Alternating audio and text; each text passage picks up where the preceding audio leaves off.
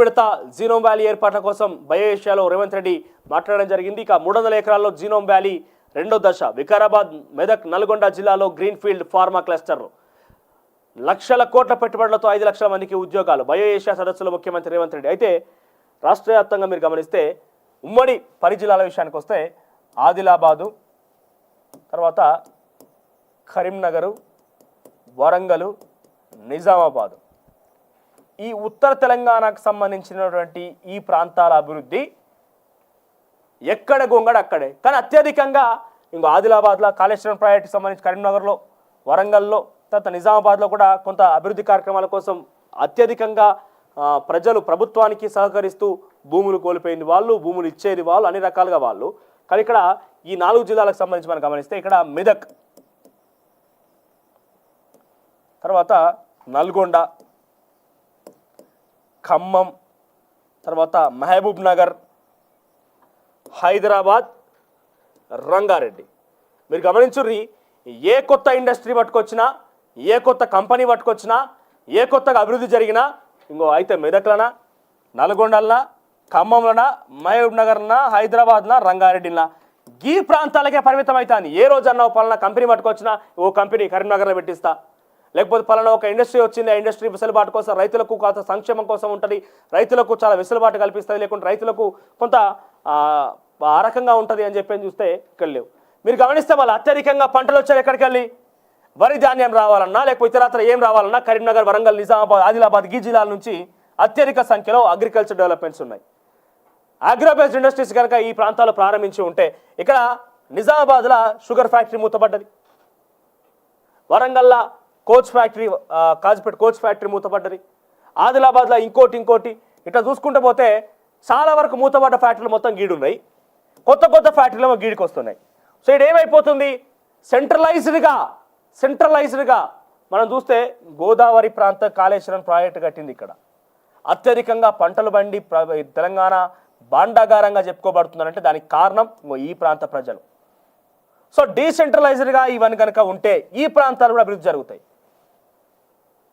So Adilabad, Warangal, తర్వాత కరీంనగర్, నిజామాబాద్, ఈ ప్రాంతాలను కూడా కాస్త కాంగ్రెస్ ప్రభుత్వం దృష్టిలో పెట్టుకొని ఇంకా ఇండస్ట్రీస్ లాంటివో, అగ్రోబేస్డ్ ఇండస్ట్రీస్ లాంటివో, లేకుంటే ఇతరత్ర ప్రకృతికి వినాశనం కల్పించకుండా అందరికీ సదుపాయోగ్యంగా ఉండే విధంగా ఇండస్ట్రీస్.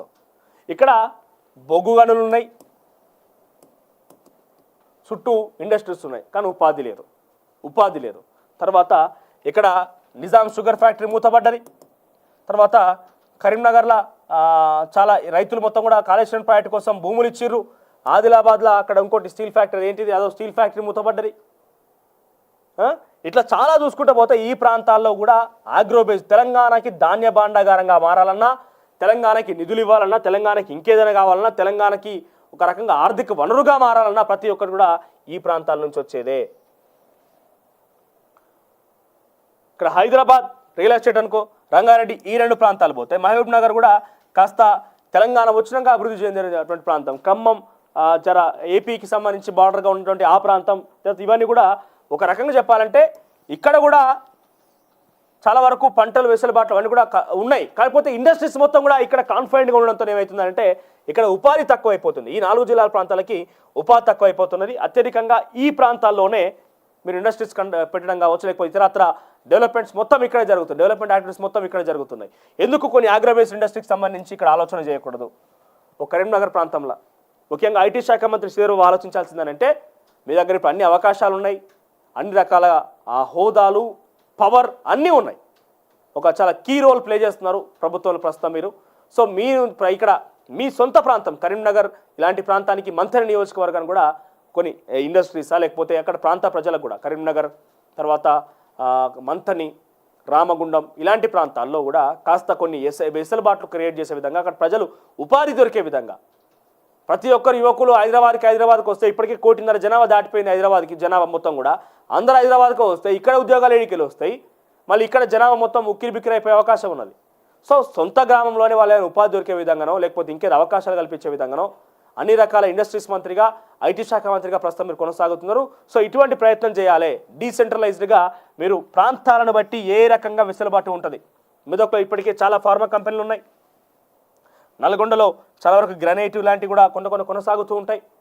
సో ఖమ్మంలో ఏం చేస్తే బాగుంటుంది, ఖమ్మంలో గ్రానైట్ ఉన్నది, మహబూబ్ నగర్ అంటే ఈ ప్రాంతాల్లో ఎక్కడెక్కడ కాన్ఫైన్డ్గా అక్కడ ఉన్న రిసోర్సెస్ ఎట్లా ఉపయోగించుకోవాలి, దానికి కేవలం హైదరాబాద్ చుట్టుపక్కల పరిసర ప్రాంతాలు ఇక్కడ చూడడం వల్ల వికారాబాద్, మెదక్, నల్గొండ జిల్లాలో గ్రీన్ఫీల్డ్ ఫార్మా క్లస్టర్లట. సో అంటే ఈ ప్రాంతాల వారికే పరిమితం కాకుండా ఏమైనా ఇండస్ట్రీస్ ఏర్పాటు చేయాలన్నా ఇంతరాత్రి ఏమైనా చేయకుండా ఈ ప్రాంతాలకే పరిమితం కాకుండా ఈ 4 జిల్లాలను కూడా పరిగణలోకి తీసుకోవాల్సిన అవసరం ఉంటుంది. ఆదిలాబాద్, కరీంనగర్, వరంగల్, నిజామాబాద్ ప్రాంతాలను కూడా పరిగణలోకి తీసుకొని వాటిని కూడా పూర్తి స్థాయిలో ఇదే దిశగా ఇండస్ట్రీస్ ఏర్పాటు, అగ్రోబేస్డ్ ఇండస్ట్రీస్ కావచ్చు.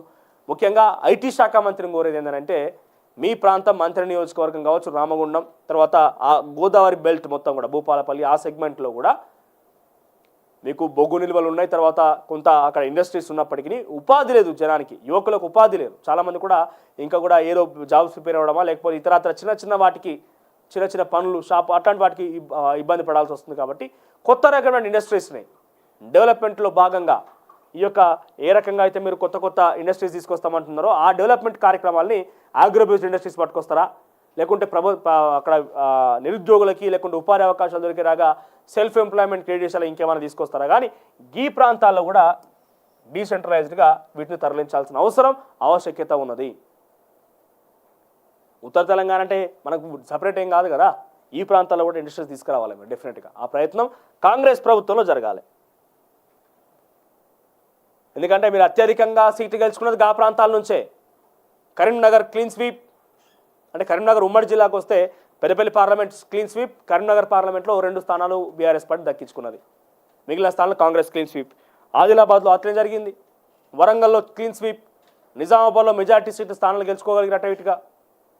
సో ఆ ప్రాంతాలు కూడా కాస్త అక్కడ ఎమ్మెల్యేల మీద కూడా కొంత ఫోకస్ చేయాలి. ఎమ్మెల్యేలు కూడా ఆ దిశగా ప్రయత్నం చేస్తే అంటే సరి సమానంగా తెలంగాణ మొత్తం కూడా కొంత అభివృద్ధి జరిగే అవకాశం, ఉపాధి అవకాశాలు దొరికేటువంటి పరిస్థితి కనిపిస్తుంది.